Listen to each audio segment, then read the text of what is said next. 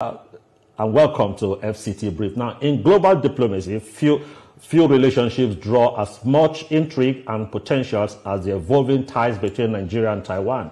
Despite the lack of formal diplomatic recognition, both nations continue to explore meaningful pathways to mutual development driven by trade, education, and technology partnerships. Though Nigeria officially adheres to the one nation, one China policy, its unofficial relations with Taiwan have taken on a strategic tone in recent years, focusing on economic cooperation and people-to-people engagements. Taiwan's economic strength in areas such as electronics, healthcare, smart agriculture presents opportunities for knowledge transfer and business growth.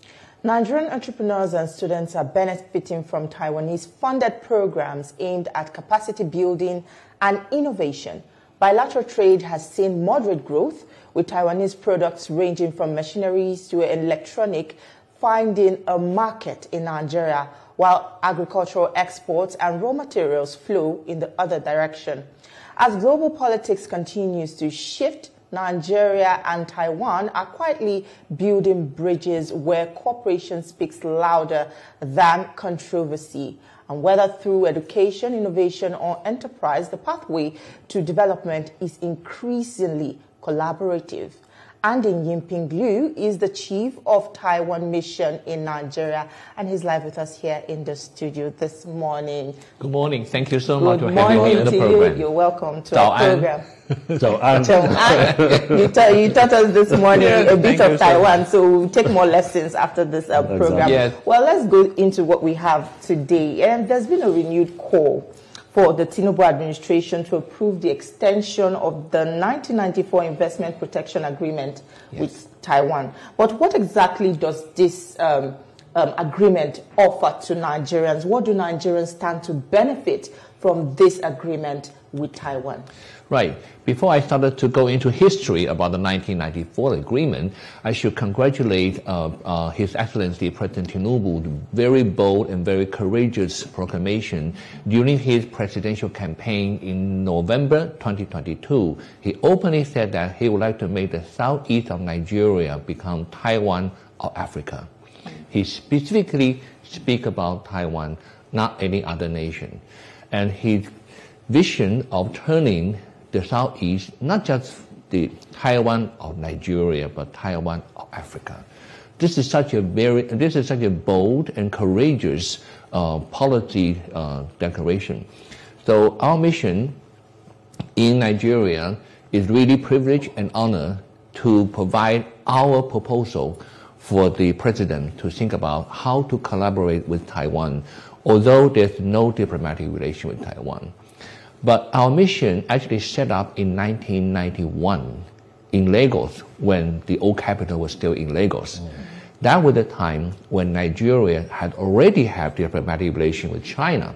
But because of the practicality and creativeness of Nigerian government, they invite Taiwan to become a strategic partner for your national development. That was how our mission set up. So once our mission set up, in 1994, two major agreements were signed between Nigeria and Taiwan. One was the Agreement of Investment Protection and Promotion, 1994. The other one is about overall economic collaboration. But about 3 years ago, your government, from the Federal Ministry of Industry, Trade and Investment, approached our mission, said that 1994 agreement obsolete and outdated, need to be renewed. So from the last 2.5 years, both your Ministry of Industry, Trade and Agreement with our Trade Representative Office negotiate how to upgrade into a investment protection and promotion agreement, adding the promotion, not just for protection. So the IPPA will be a renewed one, but putting the 1994 as a base, but upgraded. So that was the agreement that your government and my government had already negotiated, and under the supervision of Madame Ngozi Okonjo-Iweala. Because Nigeria, Taiwan, China were all fair and equal member of the WTO. Everybody have to follow the book. So your question is so crucial for us. with the renewal and the signing of the agreement to replace the 1994, then Taiwan and Nigeria can talk about major and massive investment collaboration. Okay. Not just from Taiwan to Nigeria, though, but from Nigeria to Taiwan. Okay. Because what kind of investments are we hoping to see? Any kind of investment that Nigeria would like to attract from Taiwan, no matter from agriculture, from transportation, from either electric vehicle, or from solar energy, or even from AI related, because Taiwan is so famous in high technology. Taiwan is the backbone of the world AI industry. Okay. Without Taiwan, everything will be to a standstill. So thank you for the question. All right. Let's look at that statement you said the president made even before the election, that he wants to deepen the cooperation between the Southeast and make Southeast the Taiwan of Africa. Yes. Now, how far has both countries gone in ensuring that this relationship and the capacity of the Southeast states is deepened in all this and integrated into this whole plan? So talk to us about this plan. Right. Right after His Excellency President Nubu got inaugurated in May 2023, we have seen the renewed hope agenda being put into his major policy guideline. And at the same time, the First Lady, Madam First Lady, also have the Renewed Hope initiative that call on the whole society to move into not just for economic development, but also on education, social development, and also women empowering, poverty elimination. That is what Taiwan stands for. So we've been looking into our capacity and looking into our history. I have to say that Taiwan is a small island. We have no natural resources at all. We envy Nigeria very much. We have every natural resources that we don't have. But we have all the natural disasters that you don't have. We have volcano, earthquake, tsunami, and typhoon. So a little island suffer from all these major disasters can develop into what we have today. It's the only thing it have. We have the brain power. So we invest into education generation after generation. So up to now, our illiteracy is less than 2%. That means 98% of our people can read and write and to work. This is a guarantee for generation of workforce putting into the society. So what Taiwan has developed in the last 40 years will be a perfect example for Nigeria to look into your future. No matter under the Renewed Hope agenda or Renewed Hope initiative, Taiwan development experience, especially on the small and medium-sized enterprises, how we empower women. We have already have a Madam President for 8 years. We have 45% of our members of parliament are women. 45% are women. So you can see gender issue is no longer an issue in Taiwan. So that was what Madam First Lady would like to see. Taiwan can be a much more close, knitted development partner for Nigeria. Not just for economic, not just for trading or investment, but other social development of Taiwan have been through. Our education, our women empowering skill can be all reflected into what Nigeria has. Taiwan is a small island, probably only 7 times larger than Lagos State. We have no natural resources, so any state of the 36 states plus FCT in Nigeria can also be successful. This is why I always look about Nigeria. Well, I'm quite excited with all that you've highlighted, and I'm curious to know how Nigerians can actually tap into these areas that you've mentioned. But we'll discuss more about that right after this break. Don't go anywhere. We still have more for you on the program. We'll be right back. Stay with us. We're glad to have you back. You're still watching FCT Brief, and we still have with us in the studio Andy Yih-Ping Liu, and we have been discussing exploring collaborative ways to development through bilateral relations. Now, you've been telling us how, Taiwan hopes to invest into Nigeria. You've spoken about AI, electric cars, and all those glowing, promises. But a lot of Nigerians are concerned, and they are saying maybe this agreement or this relation may just favor Taiwan or favor majorly Taiwan alone in this situation. What assurance are you giving Nigerians that there is going to be equal benefits for both parts, both Taiwan and Nigeria? Right, because Taiwan, just like Nigeria, we are equal member under the World Trade Organization. And Taiwan has been regarded by Madame Okonjo-Iweala as the top 20 best model for economic and industrial development. So Taiwan play by the book. Okay. We are good students. We don't cheat on anyone. And that means Nigeria can be rest assured that once the agreement being negotiated and also being passed by your federal government, and I'll be signing on behalf of my government, and your commissioner in Taiwan will sign on behalf of your government, then that guarantee has been put down, and it will be registered in the World Trade Organization.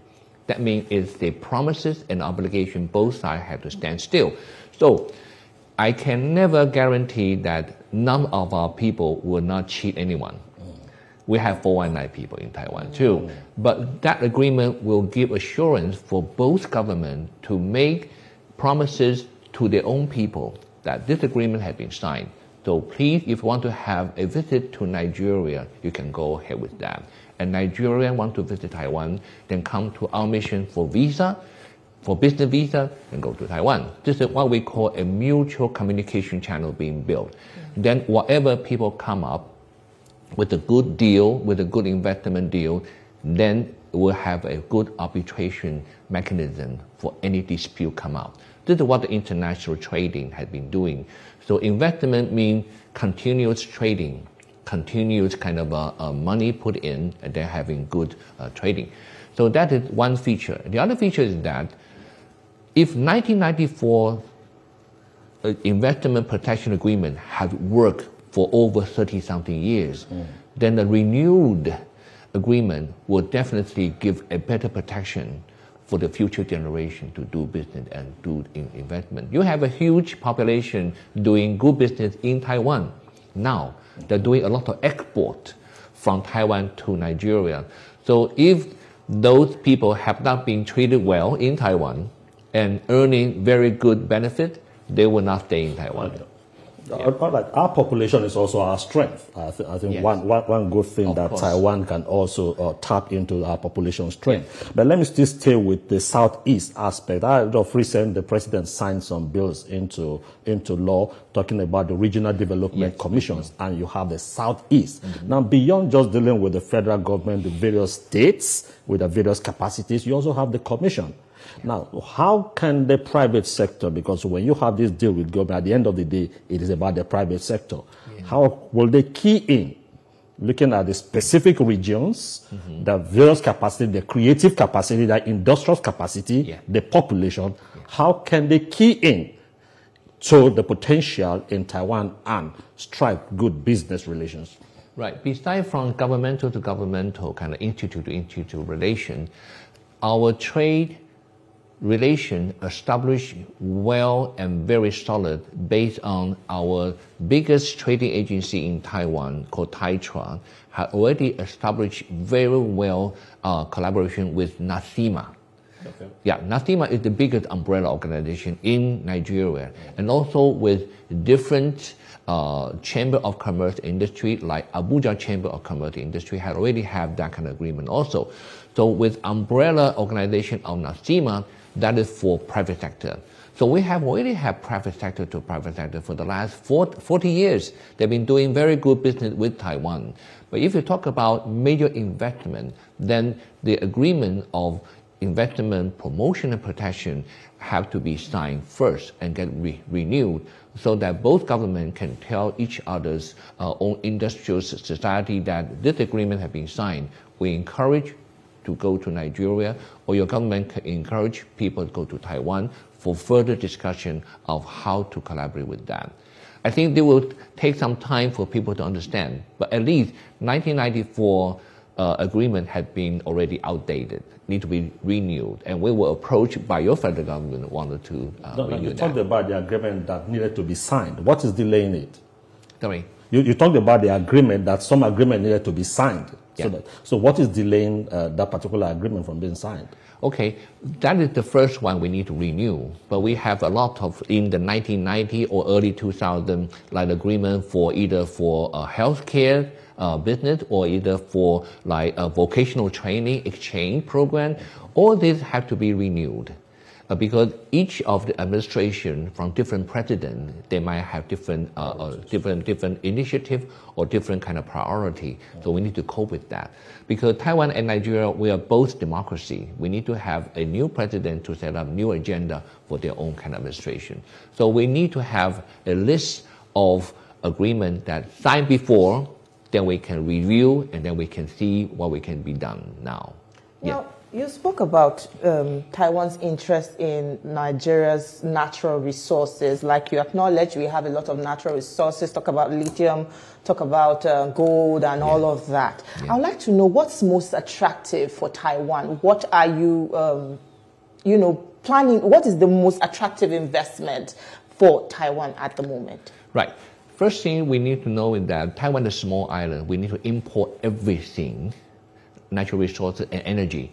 So that means Nigeria's natural resources and energy are the main target. But agriculture products also are very high interest because in 2022, we import quite a lot of your sesame seed and also chestnut to Taiwan and grind it into sesame oil and chestnut oil, and we export to China. Because our food security is highly trusted by the Chinese people. So they trust our Taiwanese sesame oil to be used in their household, to be used in their daily life. So there are quite a lot of things that we can talk about. I always suggest Nigerian government to think about Taiwan and Australia's kind of a relation for the past 20 years. Every year, Taiwan and Australian government would have a bilateral consultation on the permanent secretary level or even on the minister level to talk about three major things: agriculture, energy, and resources. Mining, energy, and agriculture. So what Taiwan has experienced for 20 years of collaboration with Australia can also be used in Nigeria, because Nigeria, you are the biggest resource outputting country in Africa. So what Taiwan can collaborate with Australia can utilize the same model in Nigeria. So probably oil-related product, agriculture, your raw material can import to Taiwan, and then we can export those high value-added products. At the same time, our company can come into Nigeria, helping to set up factory to utilize your local agricultural product, put it into high value-added product, and then export. This is what we call a mutually beneficiary way. So it's just about agriculture. You're not considering lithium, because lithium has been generating a wave lately. Yeah, lithium is especially for solar powered energy. Yes, lithium is something very special because lithium has been utilized most of the time for the car battery, especially for the electrical vehicle. But Taiwan is taking the lithium into a higher level because the current electric vehicle mostly run on the liquid state lithium battery. It easily they caught fire, easily they get broken. So Taiwan and Japan had developed into what we call the solid state lithium battery, which will not caught fire, much safety. This is the fourth generation of lithium battery, and Taiwan, Japan are now working with Saudi Arabia, with Germany, to put into the new generation of safety for the electrical car battery. So we, Taiwan, have the capacity and the know-how to utilize your lithium mine. You can dig your lithium, sell it to us, we put it into good use, and we pay for the good market price. We don't do any illegal mining. Okay, let's look at this other aspect. You talked about education, you talked about energy, yeah. And beyond just dealing with Nigeria, let's also look at Africa. how do you translate the capacity that you have? How accessible are these to Nigerians and to Africa? Talking about education, how easily can Nigerians access further education, for instance, in Taiwan and all that? We're talking about agriculture. What are those specific capacity? We just talked about energy. Nigeria is challenged. What are those things you did in your country that you turned it around and we can imbibe? Okay, three major features. One is for the schooling system. But schooling system need to have a lot of support, either from the parent or from the government. But after elementary school, then you can have a high school or vocational training. So this is what Taiwan had gone through. Elementary school system, high school, and then university. So in each of the state, that Taiwan have put into a lot of investment and also encouragement for young people to study into what you wanted to become in the near future. So Taiwan technology, not just for hoping everyone to become an electrician or become a scientist, you can become an agricultural expert. You can become a car dealing or car repairing, or you want to become an AI specialist, you can go into that. So it's an encouragement of overall development of a nation. So what we can provide to Nigeria as experience is that we have provided quite a lot of scholarship and also training program in Taiwan. But we do not just encourage people to go to Taiwan for that study. We also set up training center or vocational training program in Africa, because we have a diplomatic ally called the Kingdom of Eswatini, used to be called Swaziland, inside of South Africa. That is the country that we have diplomatic relation with. So we set up a lot of mission, medical, agriculture, and also vocational training center in there, so that we can teach and help to establish the workforce locally, so that they can teach their children, so that they can teach their young people. This is what we call the train the trainer program of what we've been doing. So not just in Taiwan, but here in Africa, we also have been doing that for 3 to 4 decades already. So this is a model that we really like to have the Nigerian delegation to take a look at it in Africa, not necessarily to go all the way to Taiwan. If you still want to visit Taiwan, you're all more than welcome. But somewhere here in Africa, we've been doing some tailor-made program for African people in their own country. So this is a model that we think will be utilized to have the Nigerian to think about it. About that. I would like to for us to talk about investor confidence. How would you say President Tinubu's administration has made the Nigerian economy attractive for investment and also conducive, for investors to feel confident in putting their money in Nigeria? Yeah, so open for business is what President Tinubu has been saying all the time. This is very important. So for the last 3 or even 4 years, we have numerous Taiwanese business delegations coming into Nigeria, not just in Lagos though, Port Harcourt, and also in Abuja. We set up like trade show and participating all kind of exhibition. It demonstrates our people have already started to feel high interest of coming to Nigeria with or without the government encouragement from Taiwan. We have already seen how President Tinubu had done so much in promoting Nigeria to be attractive for people to come in. But people have to come to Nigeria for their own eye to see what's happening. Infrastructure development, also for business climate, and also for investment hub. You set up here in Nigeria, either in Abuja or in Lagos. It is vibrant. And you have to know that almost 1 month ago, the biggest delegation from Taiwan to participate in an international conference in Nigeria is the real estate development.